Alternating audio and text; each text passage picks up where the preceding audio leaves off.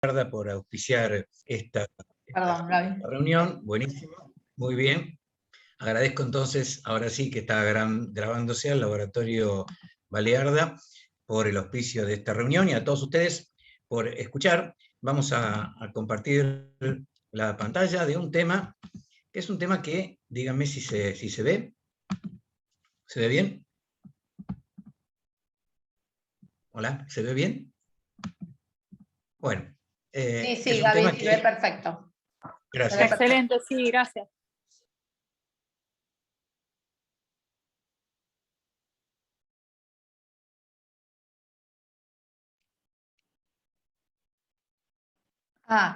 Gaby, estás muteado. Oh. Ahora sí, ya estoy sin mutear. Listo, Listo. empezamos.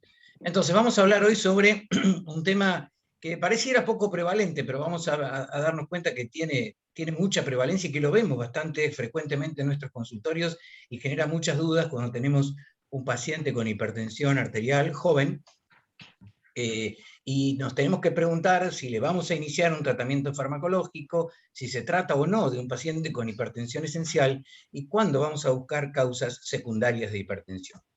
En función de esto, en función de esto, la prevalencia de hipertensión arterial, todos ustedes saben, que se incrementa con la edad.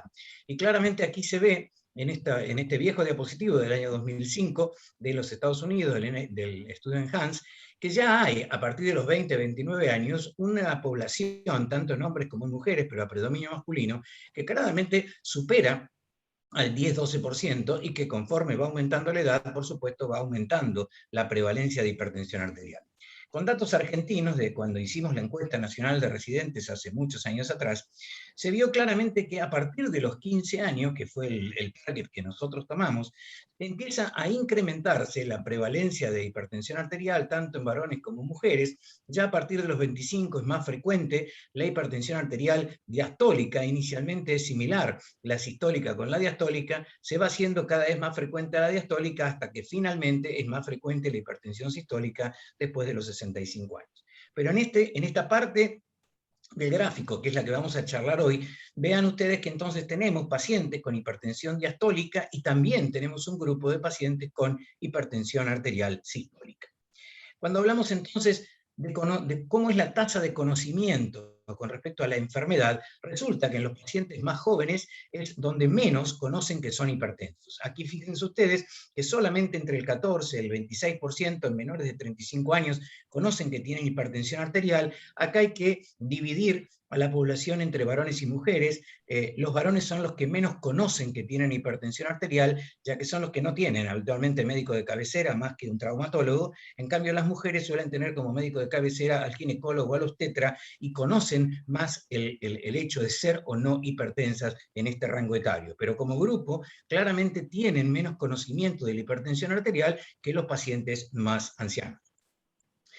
Hace un tiempo atrás hicimos un trabajo en conjunto con el grupo del Hospital Británico, tratando de demostrar cuál era el significado de la presión arterial sistólica en relación a la presión de pulso y la presión braquial en hombres jóvenes.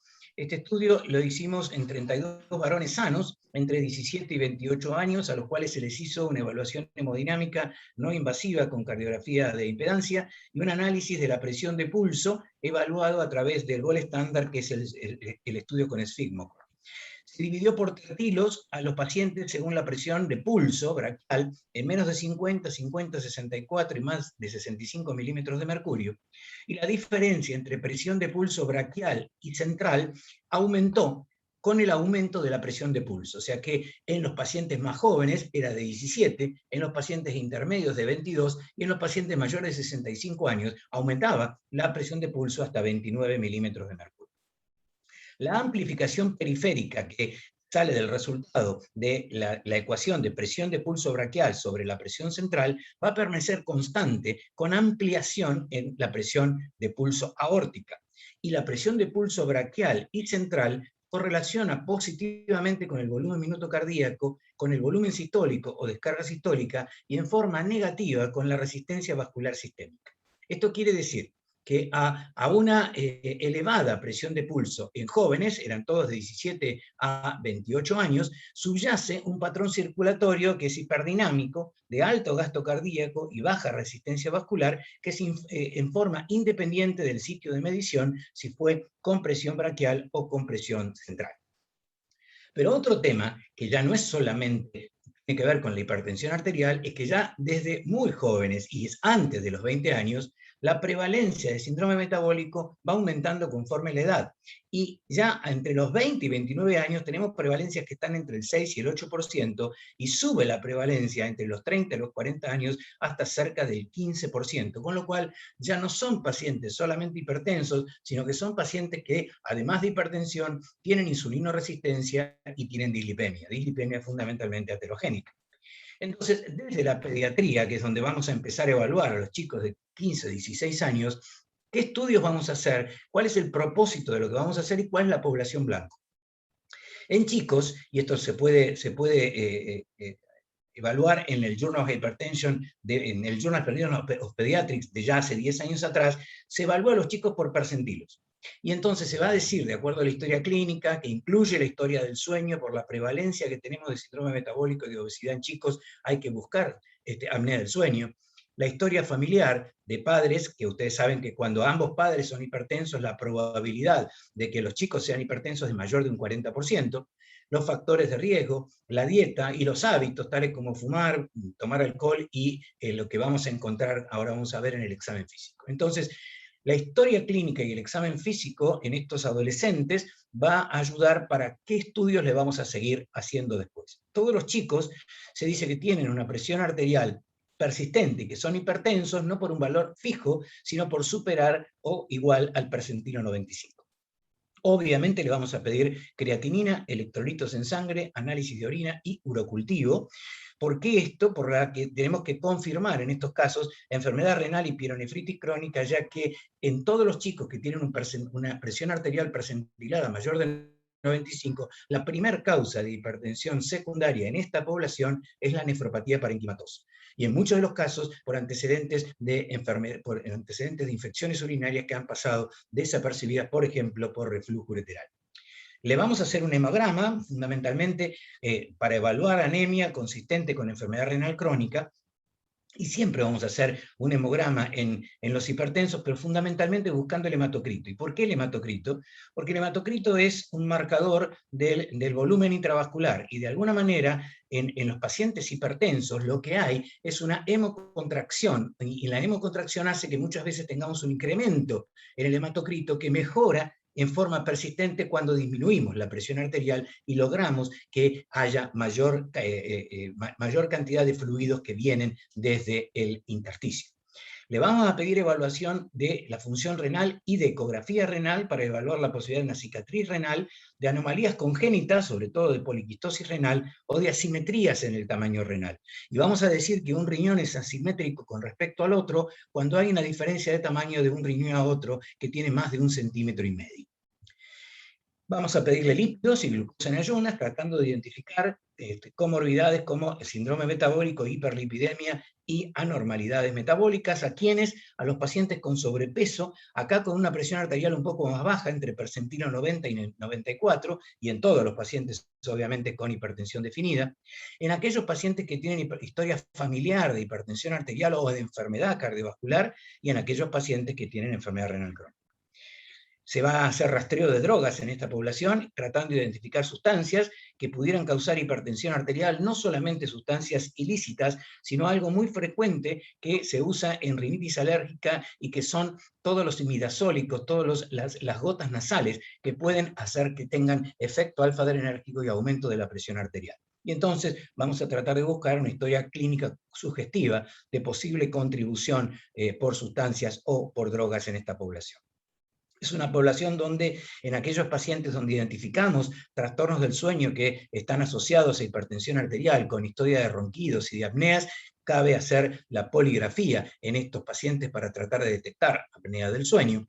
obviamente un ecocardiograma para identificar hipertrofia ventricular izquierda y otros indicadores de compromiso cardíaco en todos los pacientes que tengan factores de riesgo cardiovascular comórbidos, aunque tengan una presión arterial limítrofe entre percentilo 90 y 94, obviamente en los que tienen hipertensión definida. Un fondo de ojo en esta población para identificar cambios vasculares en la retina, y un monitoreo ambulatorio de presión arterial para identificar la hipertensión de guardapolvo blanco, el patrón de presión arterial diurna anormal y la carga hipertensiva de la presión arterial y obviamente el patrón nocturno.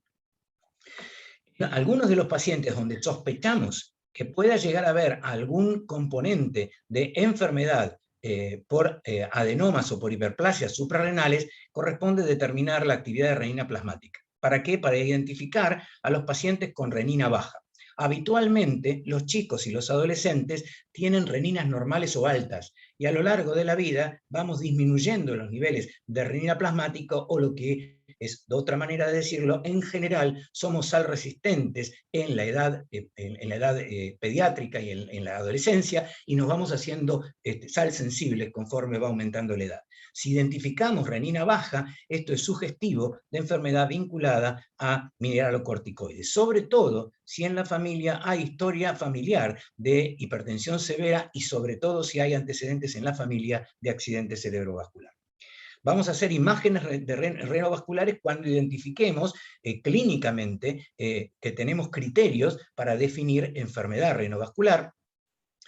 Dosaje de esteroides plasmáticos y urinarios para identificar hipertensión mediada por esteroides, y la determinación de catecolaminas plasmáticas y urinarias cuando identificamos una hipertensión arterial mediada por catecolaminas, ya sea por un ganglioneuroma, ya sea por un feocromocitoma.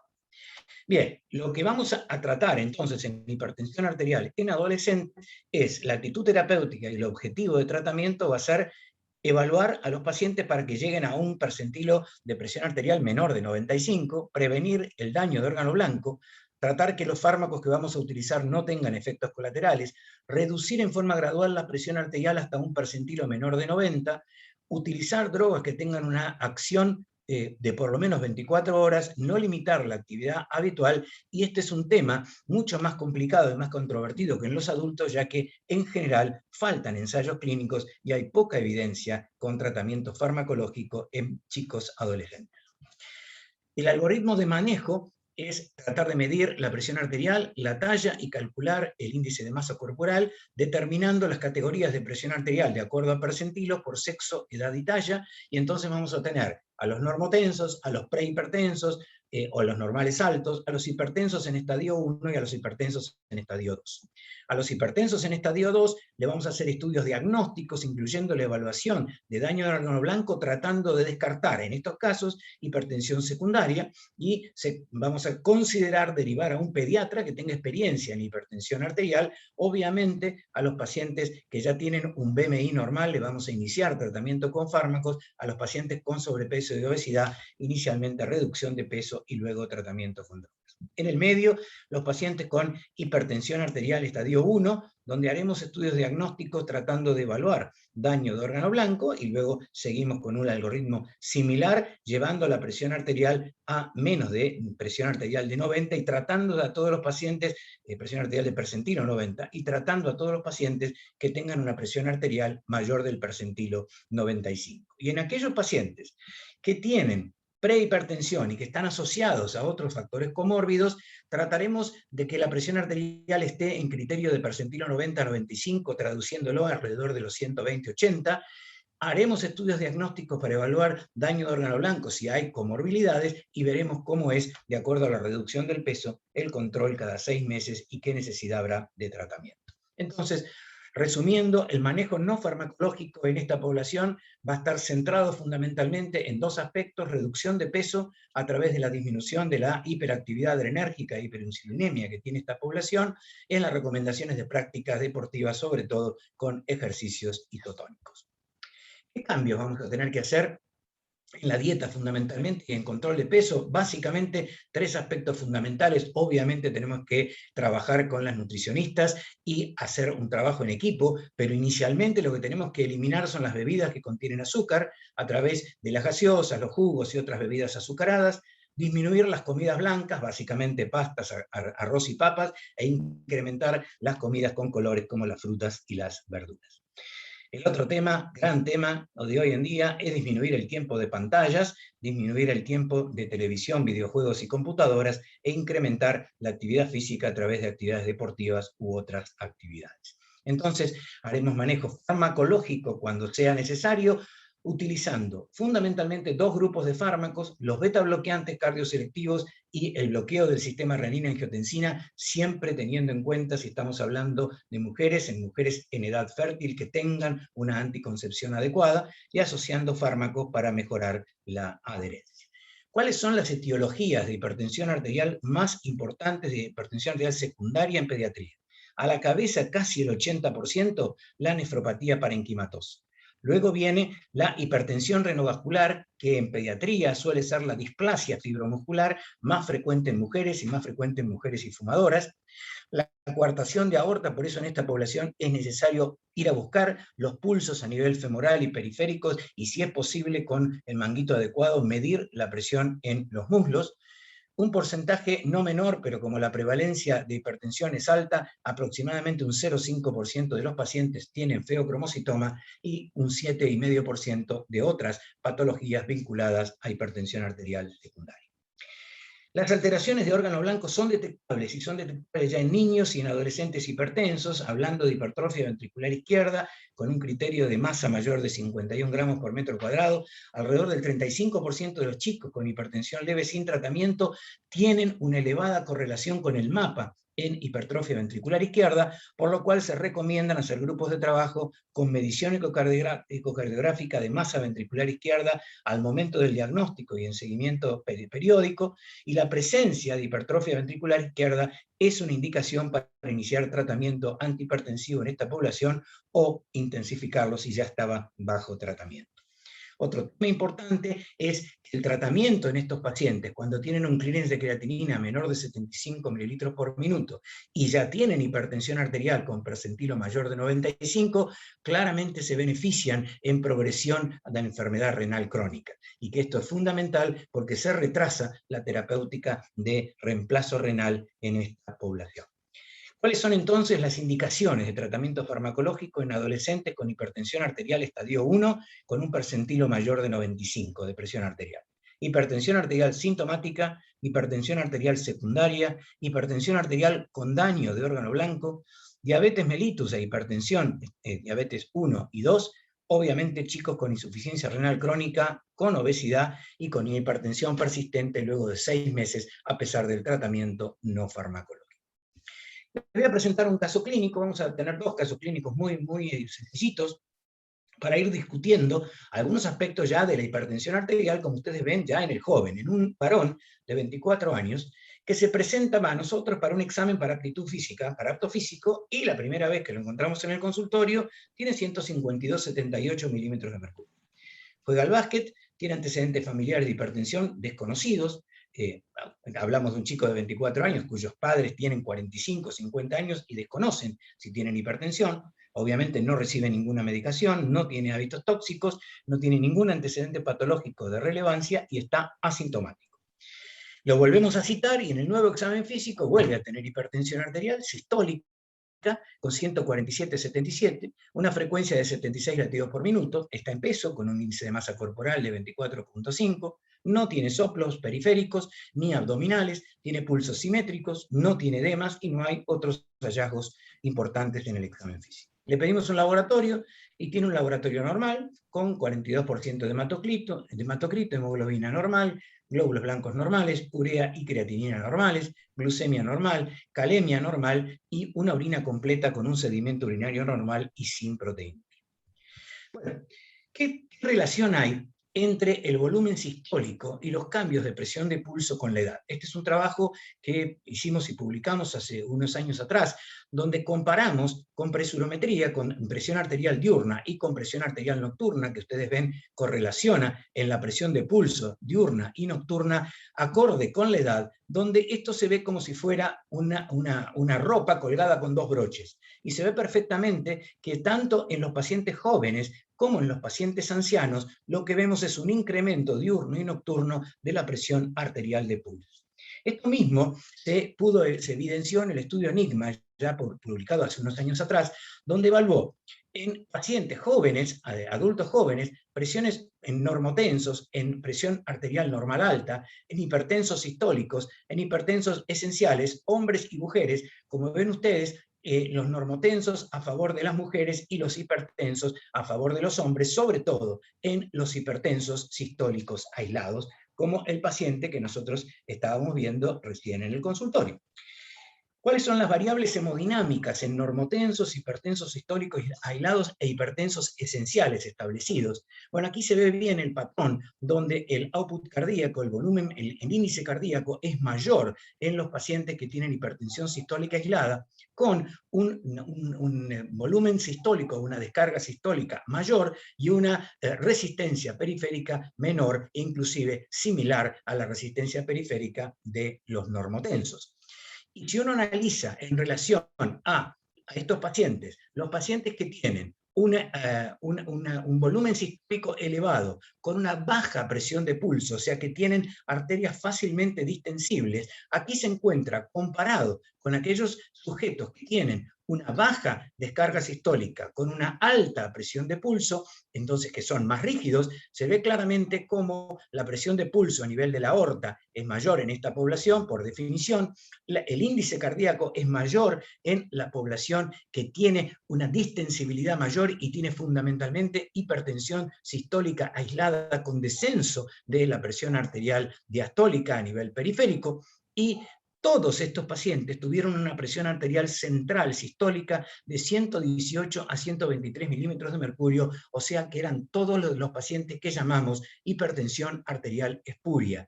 Pero dentro de la hipertensión arterial espuria tenemos pacientes que se comportan como pacientes más rígidos, como estos, y que tienen un aumento más importante de la resistencia vascular sistémica, y otro grupo de pacientes que son los pacientes donde verdaderamente son los pacientes espurios, que tienen mayor distensibilidad arterial, mejor presión de velocidad de onda de pulso a nivel aórtica y mejor output cardíaco con reducción de la resistencia vascular sistémica. Bueno, este es un algoritmo que yo publiqué hace un tiempo atrás en la revista de la Federación Argentina de Cardiología, donde tuve que escribir sobre hipertensión sistólica aislada verdadera. Y entonces, en el paciente joven, ya estábamos hablando de pacientes no en edad pediátrica, sino mayores de 16 años, seguimos considerando el criterio 140-90. Y si tenemos un paciente que tiene más de 140 de sistólica y menos de 90 de diastólica, estamos hablando entonces de un paciente con hipertensión arterial, que puede ser hipertensión arterial espuria o falsa porque tienen una presión arterial central normal, o bien hipertensión sistólica aislada verdadera, que son aquellos pacientes que tienen una presión arterial central elevada. Los que tienen una presión arterial central normal, lo que tienen es un mecanismo con aumento de la amplificación de presión central a periférica y tienen un riesgo cardiovascular similar a los normotensos. En cambio, los pacientes hipertensos sistólicos, aunque sean jóvenes, tienen mecanismos de aumento de volumen sistólico, aumento de rigidez aórtica o aumento de ambas, de volumen sistólico y rigidez aórtica, y tienen un riesgo mayor a los pacientes normotensos. Y esto se puede ver que existe una predominancia también en la hipertensión arterial diastólica en los pacientes jóvenes. Este fue un estudio cooperativo que hicimos con la Universidad de Yale y con el Hospital Privado de Córdoba. Y fíjense ustedes que tomamos 177 pacientes hipertensos, a los cuales se les hizo monitoreo ambulatorio de presión arterial y hemodinamia no invasiva. tuvimos 46 pacientes que eran menores de 50 años y con una presión de pulso menor de 45 milímetros de mercurio, o sea que no eran pacientes con aumento de la presión de pulso, y lo que se puede observar acá es que tenían un comportamiento, algunos vasotónico, otros un comportamiento intermedio y otros un comportamiento hiperdinámico. Los pacientes hiperdinámicos eran los que tenían un volumen sistólico más elevado, con un índice cardíaco más elevado, y los pacientes vasotónicos eran los que tenían una resistencia periférica más elevada en relación, acá está, una resistencia periférica más elevada en relación a los pacientes hiperdinámicos. La presión arterial diastólica, aún en pacientes hipertensos diastólicos jóvenes, no correlacionó con la resistencia vascular sistémica. O sea que cuando uno dice presión arterial diastólica e intuye que un paciente con hipertensión arterial diastólica lo que tiene es vasoconstricción, se está equivocando. Porque si uno no mide la hemodinamia, uno está adivinando qué resistencia vascular tiene, y como ven ustedes, no tiene correlación en los pacientes jóvenes. Entonces, el paciente que nosotros tenemos delante, le hicimos un mapa. En el mapa corroboramos que en 24 horas tiene 145/76. Claramente hipertensión arterial, porque el criterio de mapa es 130/80 o más de 24 horas. Hipertenso diurno, por supuesto que sí, porque tiene 147/78, el criterio diurno es 135/85. Y el criterio nocturno está ampliamente superado porque el criterio nocturno es 120/70. O sea que claramente este es un paciente que tiene hipertensión arterial diurna, nocturna, y además tiene una alteración en el ritmo circadiano porque no tiene un descenso de por lo menos el 10% de la presión arterial durante la noche. A este paciente nosotros le hacemos una cardiografía de impedancia y le hacemos una presión arterial central. Cuando le hacemos la cardiografía de impedancia, es un paciente bradicárdico que tiene una alta descarga sistólica, con un índice cardíaco y un volumen minuto cardíaco dentro de lo normal y una resistencia vascular sistémica que está ligeramente en el límite superior de lo normal. Pero miren ustedes, es un paciente que tiene una presión arterial central absolutamente normal, 118 milímetros de mercurio. O sea que este paciente es un paciente verdaderamente con hipertensión espuria. Dentro de los pacientes con hipertensión sistólica aislada, entonces lo que el grupo italiano del estudio Harvest demostró hace unos años atrás, que es importante ver cuáles son los pacientes que tienen hipertensión sistólica con presión central baja versus aquellos que tienen hipertensión sistólica con alta presión central. Y ven ustedes que los pacientes que tienen hipertensión sistólica con alta presión arterial central se comportan en forma similar a los sistodiastólicos en cuanto a pronósticos. Sin embargo, los que tienen una presión arterial sistólica baja a nivel central se comportan muy parecido a los pacientes normotensos. A este paciente lo vamos a tratar, bueno, realmente no hay estudios de intervención en adultos jóvenes. Y ya hemos visto, y vemos todos los días, que no todos los hipertensos jóvenes son iguales. Hay sistólicos aislados que probablemente no necesiten tratamiento con antihipertensivos, como los hipertensos sistólicos espurios, pero otros pacientes sistólicos, como hemos visto, que sí tienen probablemente tanto la hemodinamia como la necesidad por presión central de recibir un tratamiento. El segundo caso que les quiero mostrar es un joven, varón, hipertenso en estadio 1 o 2, a predominio diastólico. Este paciente es un varón de 36 años que trabaja como administrativo, está casado, tiene 2 hijos, se sabe hipertenso desde hace un año, o sea, comenzó a saberse hipertenso a los 35 años, refiere registros casuales de hipertensión arterial y algunos otros de normotensión. Traten de silenciar los micrófonos. Nunca estuvo medicado, disminuyó el consumo de sal por indicación médica, no es fumador, juega al fútbol una vez por semana y no toma ninguna otra medicación. Como antecedentes familiares tiene un padre vivo, con 72 años, que es hipertenso y que tuvo un infarto agudo de miocardio a los 70, una madre que falleció a los 68 años por cáncer de mama, y 2 hermanos vivos, ninguno de los cuales tiene hipertensión arterial. En el examen físico le encontramos una frecuencia cardíaca de 78 latidos por minuto, le tomamos la presión arterial 3 veces y la promediamos, y tiene 144/92, con una hipertensión arterial de 91, tiene una cintura de 106, un peso de 91 con una altura de 1,76 y un BMI claramente con sobrepeso, con 29,38, y si hacemos el cálculo, este paciente para llegar a un BMI normal debería bajar aproximadamente 14 kilos. El resto del examen físico es normal, tiene buenos pulsos periféricos, no hay ninguna particularidad.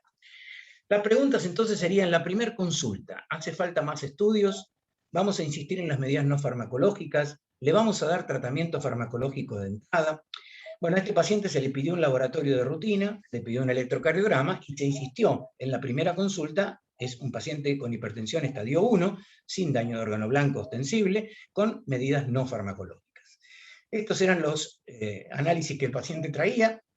A la segunda consulta, con 38 de hematocrito, 13 de hemoglobina, blancos normales, plaquetas normales, glucemia, urea normal, creatinina de 1,24, con un filtrado glomerular de 70,6 a los 36 años, un ácido úrico normal, sodio y potasio normales, una relación albúmina-creatinina de 14 miligramos por gramo, sedimento normal, un colesterol elevado de 2,26 con HDL de 52, LDL de 144 y triglicéridos de 148. El electrocardiograma que este paciente traía era absolutamente normal. Y volvemos a tomarle la presión arterial en el consultorio, sigue siendo hipertensión nivel 1, 145/92. Este paciente había bajado un poquito de peso, tenía 28,7 y debería bajar 12 kilogramos de peso. Es un hipertenso definido entonces nivel 1 en el consultorio con sobrepeso que bajó 2 kilogramos en un mes. Las preguntas son las mismas, hace falta más estudios, insistimos en las medidas no farmacológicas, iniciamos tratamiento farmacológico. Bueno, siempre en estos casos hay que pedir un monitoreo ambulatorio de presión arterial o por lo menos un monitoreo domiciliario de presión arterial, un ecocardiograma y por supuesto seguir insistiendo en programas de medidas no farmacológicas. El algoritmo que se estableció a partir del consenso argentino de hipertensión arterial que hicimos en el Consejo Argentino de la Sociedad Argentina de Hipertensión Arterial, definimos claramente que si en las primeras 2 visitas el paciente tiene presión arterial normal, al paciente hay que citarlo, obviamente, al año. Si el paciente tiene hipertensión arterial limítrofe y sigue con hipertensión arterial limítrofe, en la segunda visita debemos hacer un mapa o un monitoreo domiciliario. Si el paciente tiene hipertensión arterial nivel 3, ni se discute en la primera consulta, hay que iniciar tratamiento farmacológico. Si el paciente tiene hipertensión arterial nivel 2, volvemos a citarlo y en la segunda consulta sigue teniendo hipertensión arterial nivel 2, debe iniciar tratamiento farmacológico. En cambio, si tenemos un paciente nivel 1 con bajo riesgo cardiovascular, que no tiene otros factores de riesgo asociados más que la dislipemia que tiene nuestro paciente, corresponde en estos casos hacer un monitoreo ambulatorio de presión arterial o un monitoreo domiciliario de presión arterial y en función de las cifras de presión diurna, nocturna y de 24 horas de estos pacientes, pero fundamentalmente de la presión arterial diurna, vamos a definir en la tercera visita iniciar o no un tratamiento farmacológico. Este es el monitoreo ambulatorio de presión arterial que tenía este paciente, donde ustedes ven que tenía un promedio de 133,88 de 24 horas, claramente hipertensión arterial, con 137,92 diurna y 119,74 de presión arterial nocturna. Igual sigue teniendo criterio diastólico nocturno de hipertensión arterial, pero tiene de 106 a 89 de descenso de presión arterial media, un adecuado descenso nocturno de la presión arterial. Este es el gráfico, donde se ven claramente las cifras, donde tiene presión arterial de 24 horas elevada, presión arterial diurna elevada y presión arterial nocturna elevada por la presión arterial diastólica y un descenso con un patrón de un descenso de presión arterial del 16%. Se le hace un ecocardiograma a este paciente, donde, bueno, ustedes conocen mejor que yo, los cardiólogos, cuáles son las cifras en un ecocardiograma, pero claramente este joven tenía un ecocardiograma normal. Lo volvemos a ver en la tercera consulta, el paciente continúa con hipertensión arterial estadio 1 con 144,91, bajó algo de peso y ahora debería bajar 9 kilogramos para llegar a la meta. Entonces, como resumen, es un hipertenso nivel 1 con hipertensión por mapa, sistodiastólica a predominio diastólico, tiene sobrepeso, en 3 meses este paciente bajó 5 kilogramos, no tiene daño de órgano blanco, pero tiene un riesgo cardiovascular moderado, ya que es un paciente con nivel 1 y por lo menos un factor de riesgo como la dislipidemia en este caso. Si uno trata de ubicarlo entonces en la evaluación de riesgo, este paciente debería, como nosotros hicimos, hacer cambios de estilo de vida durante las primeras semanas y si el paciente, como nuestro paciente, continúa con presión arterial elevada, debe iniciar tratamiento farmacológico.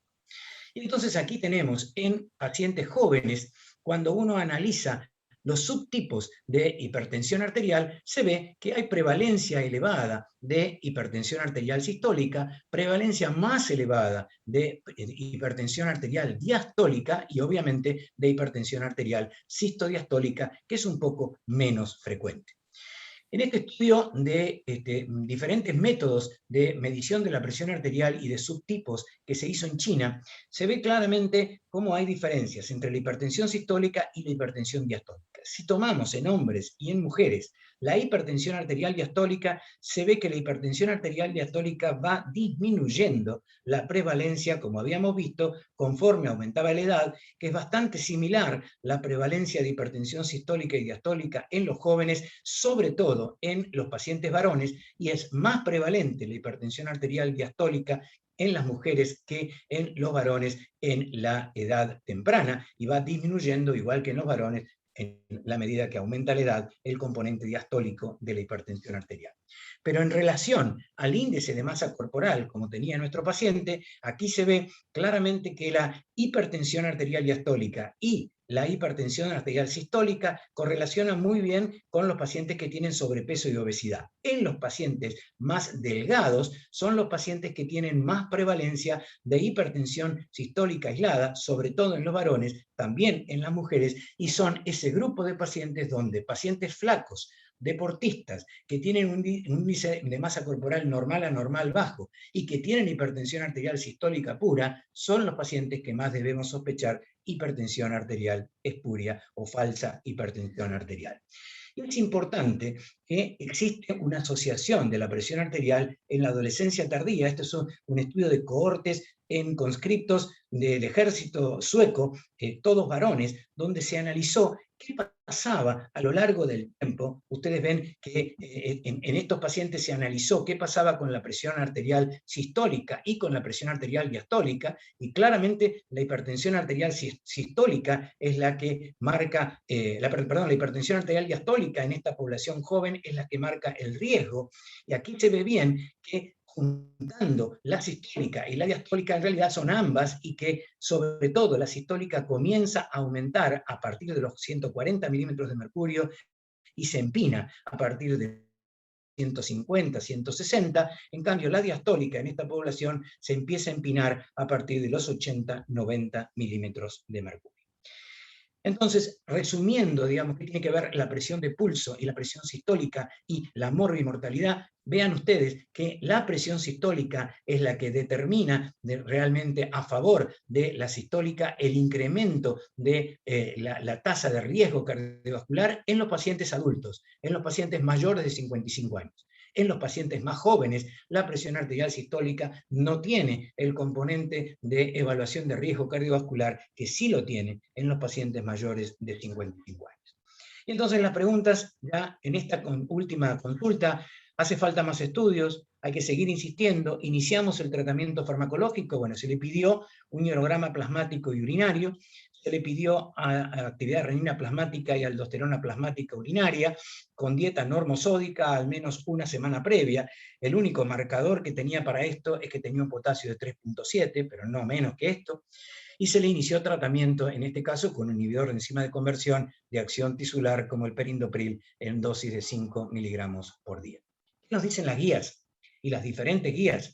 Bueno, las guías argentinas de hipertensión arterial a partir del año 2011, y continúan en la actualidad, nos dicen que tenemos que confirmar o detectar la presencia de hipertensión arterial en el consultorio, en monitoreo ambulatorio de presión arterial y en monitoreo domiciliario de presión arterial, si no tenemos accesibilidad al monitoreo ambulatorio.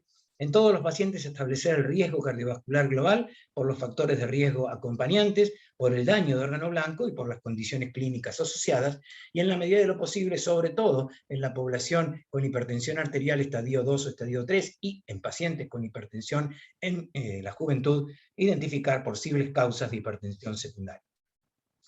Las guías clínicas de la American Society of Hypertension y de la Sociedad Internacional de Hipertensión Arterial nos dicen con un criterio 2AB que la iniciación del tratamiento con drogas antihipertensivas se debe considerar en pacientes con hipertensión estadio 1 en riesgo bajo a moderado, cuando la presión arterial esté en el rango de repetidas visitas o elevada presión ambulatoria por mapa y se mantenga dentro de un rango a pesar de un periodo razonable de medidas de cambio de estilo de vida.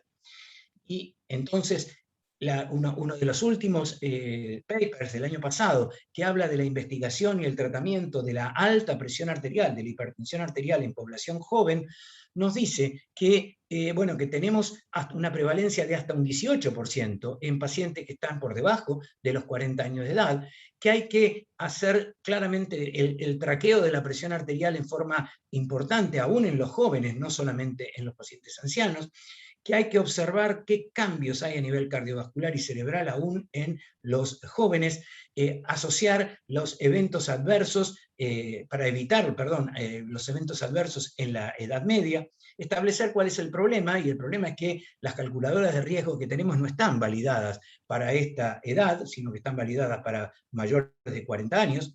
No tenemos ensayos clínicos controlados y randomizados con intervención de tratamiento de drogas para saber si esto es beneficioso o no, y tampoco tenemos ensayos clínicos con cambios de estilo de vida.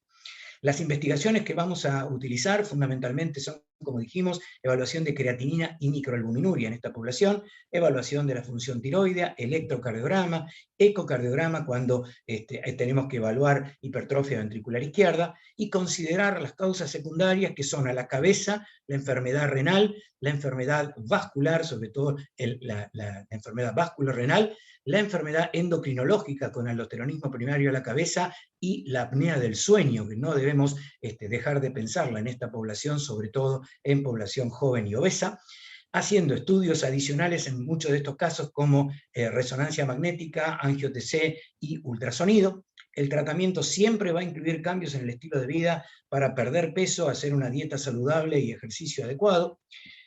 Hacer obviamente un cambio de estilo de vida para mejorar el riesgo cardiovascular y tomar decisiones personalizadas considerando un approach de presión arterial mayor de 140/90 o que haya evidencia de daño de órgano blanco o incremento del riesgo cardiovascular de acuerdo a la presencia o no de comorbilidades.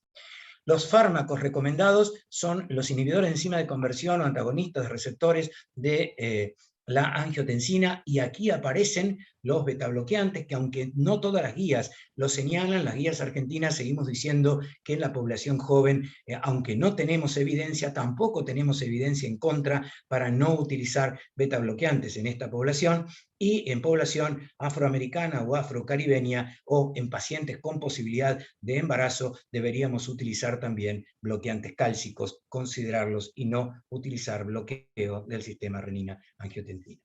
Entonces, resumiendo, ¿cuáles son las indicaciones para decir que un paciente joven necesitamos hacer un workup porque realmente puede tener una causa de hipertensión secundaria en pacientes menores de 30 años que no tienen factores de riesgo, en pacientes con hipertensión resistente, donde la probabilidad de hipertensión secundaria se acerca a cifras tan altas como de un 30%, en pacientes que tienen deterioro súbito y poco explicable de la presión arterial, sobre todo cuando uno piensa en hipertensión renovascular bilateral, en pacientes que tienen daño de órgano blanco evidenciable en gente joven, en pacientes que tienen signos clínicos o una investigación que sea acorde a una investigación secundaria de hipertensión arterial, por ejemplo, en pacientes jóvenes que tienen hiperglucemia y que pierden peso y no son diabéticos, y uno en esos casos, cuando se acompaña de taquicardia, sudoración, uno debería pensar en una crisis adrenérgica como en un ganglioneuroma o en un feocromocitoma, en pacientes que tienen hipocalemia o que tienen pseudonormocalemia porque tienen bloqueo del sistema renina-angiotensina y que tienen historia familiar de una ACV y donde es difícil el control de la presión arterial, uno debe pensar en aldosteronismo primario. En pacientes que tienen obesidad y alteraciones del sueño, uno debe pensar en evidencia de apnea del sueño en esa población, y en pacientes que tienen taquicardia y que tienen aumento del output cardíaco, uno debe pensar si ese paciente, además de hipertensión arterial, no tiene mecanismos adrenérgicos, pensando tal vez en hipertiroidismo. Bueno, ¿qué pasó con nuestro paciente? Recibió tratamiento, terminó bajando de peso, pero no todo lo que queríamos, como suele pasar habitualmente, pero bueno, llegó a un índice de masa corporal de aproximadamente 27, con una presión arterial de 136/87 en el consultorio, manteniéndose limítrofe, todavía debería bajar 6 kilogramos más de peso. Se trata entonces de un hipertenso que ahora está tratado y controlado, que tiene sobrepeso, que bajó 8 kilos en 4 meses, donde se descartó aldosteronismo primario porque tenía actividad renina plasmática y aldosterona plasmática y urinaria normales. Muchísimas gracias por escuchar y vamos a los comentarios de ustedes y las preguntas. Excelente, Gaby, como siempre. Un par de preguntas. Las que quieras, ¿no? Vos dijiste hipertensión arterial sintomática en un Sí, momento, que sí, siempre uno está con el tema de si da síntomas, no da síntomas, etc. Y el tema sí. de la sal sensibilidad, o sea, de la no Ajá. sal sensibilidad tan frecuente en jóvenes. O sea, uno Bien. debería igual insistir en sacar sodio o salado en jóvenes y lo de los síntomas. Buena pregunta. Los síntomas habitualmente tienen que ver con síntomas adrenérgicos, que uno no puede decir que están sí o sí relacionados con la hipertensión arterial, porque la hipertensión arterial sabemos que es una enfermedad sintomática. Pero muchos pacientes jóvenes tienen cefaleas, muchos pacientes jóvenes tienen palpitaciones, y que mejoran cuando realmente uno les trata la presión arterial. Así que la presencia de cefalea, la presencia de palpitaciones, puede, digamos, a uno sospechar que ese paciente tenga hipertensión sistemática, sobre todo en pacientes que tienen hipertensión arterial estadio 2 o hipertensión arterial estadio 3, y no nos olvidemos que cuando un paciente hace incremento súbito de la presión arterial, ahí sí puede haber síntomas, y puede haber síntomas similares a los de una encefalopatía hipertensiva. Los pacientes pueden tener epigastralgia, los pacientes pueden tener cefalea muy intensa, y hasta algunos pacientes pueden tener dolor en hipocondrio derecho por pequeños hematomas en la cápsula de Gleason. O sea que hay algunas evidencias de algunos síntomas que uno puede tener. La otra pregunta es muy interesante y tiene que ver con si hay que restringirles o no la sal a estos pacientes. Si uno tuviera que contestar empíricamente, uno diría la sal hay que restringirla, pero uno no debería ser tan estricto como en los pacientes con más edad, sino que estos pacientes se benefician menos con una dieta muy pobre en sodio. La verdad que el beneficio es menor. Y sí se benefician cuando uno les dice que pueden tomar la medicación y tener una dieta un poco más libre de sal, porque realmente uno los saca de su ámbito social cuando les hace una dieta muy restringida. Distinto es cuando unos pacientes como estos tienen daño de órgano blanco y ya tienen daño arterial o daño cardíaco.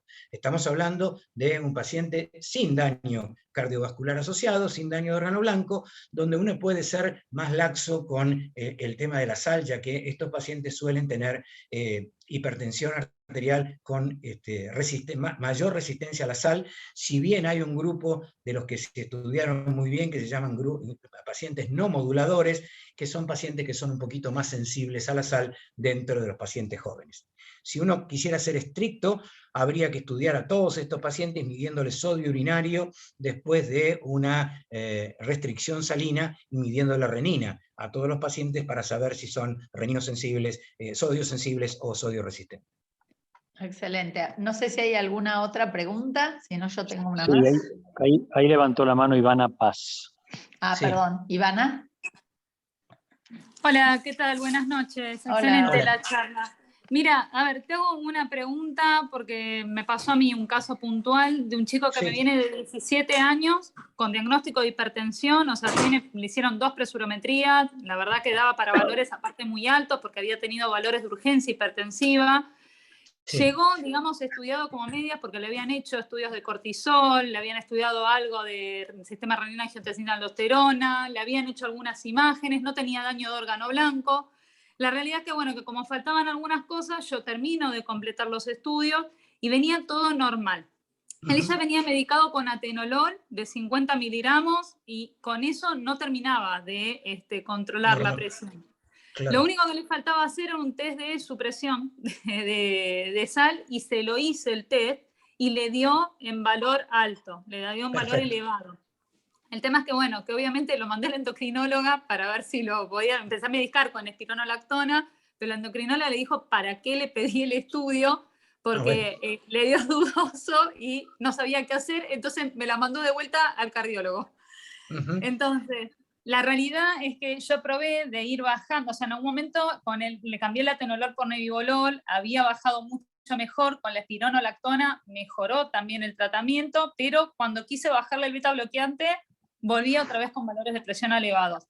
El chico no tiene factores de riesgo, es deportista, tiene un buen descanso, todo lo que, digamos, lo que tiene que ver con apneas del sueño sé que no los tiene, se cuida muchísimo con la alimentación, obviamente hay que comer sin sal, o sea, cuando hace por algo un desarreglo lo tiene, pero la pregunta es si estoy bien encaminada, porque encima es chico, o sea, arrancó desde pediátrico y la verdad que estoy ahí en un borde que tengo miedo de no, porque yo soy cardióloga de adultos, pero tengo miedo de por ahí no estar haciendo las cosas adecuadamente. Bueno, si uno fuera estricto, en términos estrictos, a este paciente lo ideal hubiera sido sacarle toda la medicación y hacerle estudios para evaluarlo sin medicación, para ver si tiene niveles altos de aldosterona en la orina. Eso, perdóname, no te lo dije, pero eso sí lo hice. Lo que pasa es que anduvo recontra hipertenso. Sí, yo le saqué la medicación. Perfecto. Y tenés todos los estudios normales sin medicación. Sí, y hice incluso tomografía, le había hecho eco de suprarrenales, pero le había sacado toda la medicación a él y me había dado normal y bueno, lo último que probé fue el test de supresión. ¿Y la renina también era normal? Y la renina también era normal, sí, por eso me sorprendió. Bueno, digamos, tiene dos cosas. Primero, este paciente se beneficiaría haciendo una cardiografía de impedancia para ver cuál es la hemodinamia que este paciente tiene, tomando ahora un diurético ahorrador de potasio y un beta bloqueante. Si bien es un beta bloqueante vasodilatador, habría que evaluar si este paciente sigue hiperdinámico, porque a lo mejor hay que aumentarle la dosis de nebivolol, si tiene aumento del gasto cardíaco en ese caso, o si no, se está comportando de alguna manera como con un patrón de vasoconstricción, con lo cual en ese caso habría que agregarle un bloqueante cálcico. O sea que de alguna manera la cardiografía en este paciente, que ya con 2 drogas, nos puede orientar bien a qué tendríamos que hacer. Y la otra cosa es que la respuesta que tuvo la espironolactona no es habitual, con lo cual yo no descarto que este chico pueda tener una hiperplasia suprarrenal y que haya respondido muy bien. De hecho, los cirujanos que digamos, no hacen todas las pruebas fisiológicas que solemos hacer los clínicos o los cardiólogos, lo llaman test de la espironolactona. Y son los que cuando responden claramente a la espironolactona, antes los operaban a todos cuando no existía la tomografía computada, porque suponían que había un adenoma, y se encontraban muchas veces con pacientes como estos, que lo que tenían era hiperplasia. Entonces yo no puedo descartar en este paciente que no haya una hiperplasia suprarrenal por la respuesta que tuvo la espironolactona, pero sí vería qué patrón hemodinámico tiene hoy en día para ver si tenemos que agregarle una tercera droga o no. Bien, buenísimo. Gracias por la respuesta. No, por nada. Gabriel, vos hablaste de la presión arterial central, entiendo que hablabas de métodos no invasivos de medición. Me gustaría que comentes algo sobre eso. Sí. Y, dado que todas las guías están hechas con la presión arterial tomada en el consultorio, digamos, periférica, ¿cómo es que ese dato, obtenido a través de un método invasivo, puede o no hacernos cambiar una toma de decisión en el consultorio con un paciente que está hipertenso, como uno de los ejemplos que vos diste, ¿no? Bueno, esto se mide, cuando se mide velocidad de onda de pulso, se mide el índice de amplificación y por una ecuación de transferencia se mide a nivel periférico, esto se mide con un manguito oscilométrico, inclusive hoy en día ya hay monitoreos de presión arterial central ambulatorios, o sea que se miden durante 24 horas. Hace poco yo publiqué un trabajo que se llama Vasotens, que lo hicimos con un equipo ruso, que lo llevó a cabo un grupo de médicos de Italia, y que midió la presión arterial central de 24 horas. Tu pregunta es muy clara porque toda la evidencia está hecha con presión arterial braquial y no con presión arterial central. Pero hay estudios, como el estudio CAFE, que es un subestudio del estudio ASCOT, que mostró claramente que cuando los pacientes que recibían un betabloqueante como atenolol, con un diurético que era la bendroflumethiazida, versus los pacientes que tenían perindopril y amlodipina, a igual presión arterial periférica tuvieron menos presión arterial central y eso explicó de alguna manera que a igual nivel de presión periférica hubo una reducción de puntos finales duros, como fueron infarto, mortalidad cardiovascular y stroke, en el grupo que había tenido reducción de la presión arterial central. A partir de ese trabajo se empezaron a hacer estudios observacionales e inclusive algunos estudios de intervención con betabloqueantes, comparando betabloqueantes del estilo nebivolol contra atenolol, dando a favor del nebivolol. Yo hice un estudio con Lucas Aparicio comparando bisoprolol contra atenolol y me dio exactamente lo mismo, no hubo reducción de presión central ni con bisoprolol ni con atenolol, pero sí la hubo y hay estudios con nebivolol, o sea que habría medicamentos que disminuyen la presión arterial central en forma diferente que otros medicamentos a igual nivel de presión arterial braquial. ¿Hay ensayos clínicos controlados, randomizados, que hayan demostrado esto con puntos finales duros? La respuesta es no. O sea, no lo tengo. Evidencia no lo hay.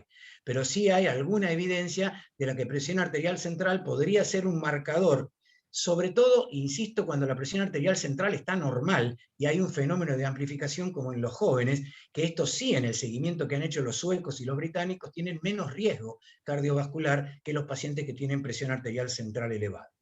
Ahora, los estudios de intervención, como vos planteás, no están hechos con presión arterial central, sino con presión arterial periférica. Con lo cual, ¿tiene sentido a todos los pacientes medirle la presión arterial central en un paciente que ya está normotensado? Y mi respuesta por hoy es no. Digamos, seguimos teniendo como objetivo la presión arterial braquial y sobre todo la presión arterial braquial medida por monitoreo ambulatorio de presión arterial.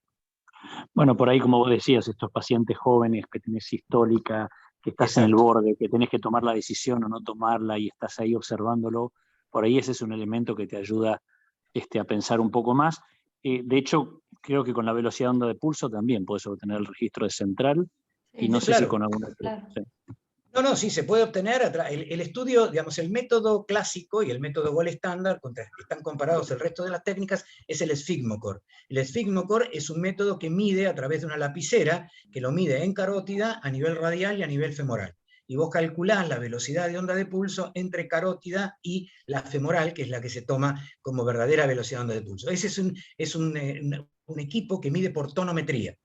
Todos los otros equipos, que son ecuaciones de transferencia, como los equipos más modernos, están validados contra el sfigmocore y han pasado los criterios de validación. No, un poco, Gaby, lo que me pasa es que cada vez te das cuenta que, en definitiva, conocer la cardiografía por impedancia y tener la hemodinamia no invasiva, o en algunos pacientes, como cuando no están normotensos, saber la presión central, aporta un extra, porque si no estás sí, claro. medio a ciegas, ¿no? Y sí, porque estás, y más cuando estás solo con la presión de consultorio, donde claro. Ya sabemos que la correlación de daño de órgano blanco y de enfermedad cardiovascular no es la mejor. Si bien toda la evidencia está construida con la presión de consultorio, yo no digo que no sirva, digo que no alcanza, que es necesario tener un complemento de la presión arterial fuera del consultorio.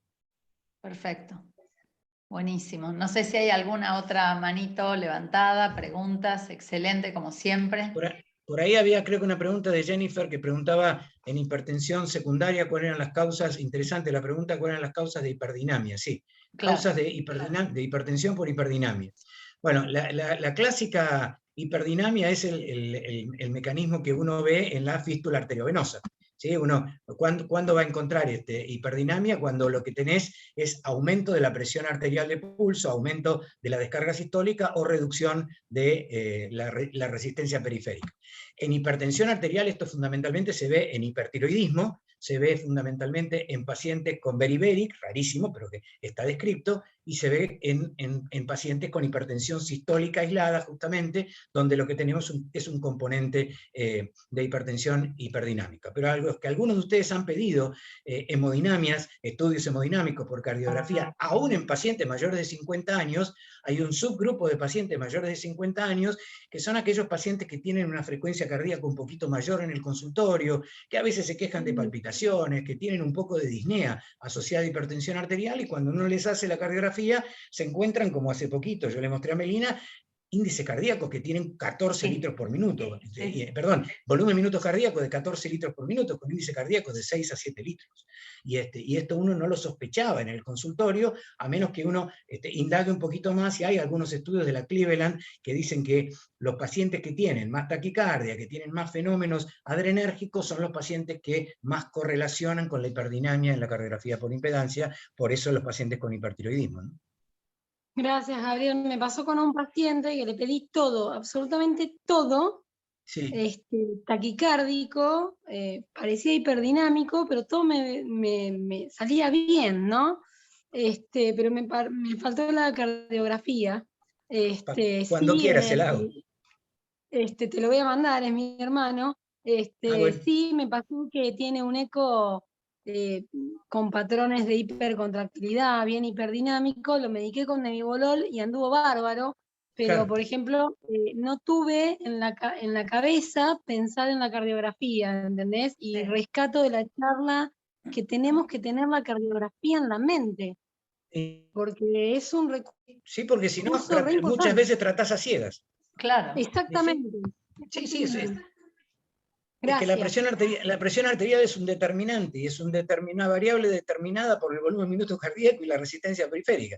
Entonces vos con lo que estás midiendo, cuando medís presión arterial es una resultante, pero no estás midiendo la base de la presión arterial. Claro. El problema es que cuando uno empieza a pedir cardiografía y ves todo esto, después querés la cardiografía, es viaje de ida, pero está muy bueno. Sí, sí, a mí me ayuda mucho.